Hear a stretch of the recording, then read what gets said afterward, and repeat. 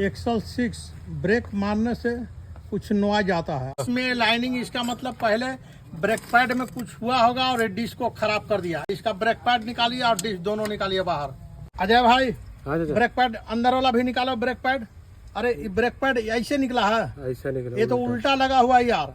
ये बाएं साइड का ब्रेक पैड है, इसको पॉइंट जो वार्निंग पत्ती है इसको नीचे ऐसे रहना चाहिए, नीचे पलट करके। तो पलट के लगाएंगे तो ये उल्टा हो जाएगा। इसका मतलब ये बाएं साइड का ब्रेक पैड दाहिना साइड में लगा दिया है। हाँ, इसका ब्रेक पैड नया आया है ना, नया आया है। देखो ये ब्रेक पैड, देखो दाहिना साइड ऐसे लगेगा कि पत्ती नीचे आ गया ना वार्निंग वाला।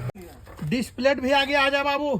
अभी ब्रेक पैड पूरा लगा दिए अजय बाबू, नया ब्रेक पैड डाल दिए और नया डिस्क डाल दिए पूरा। अभी एक्स्ट्रा ब्रेक वाल को खींच लिए हम लोग। अभी देखिए मैक्सिमम तक आ गया। ब्रेक पैड जैसी खत्म होगा, अंदर में गोल सा रेड कलर का वार्निंग लाइट आ जाएगा।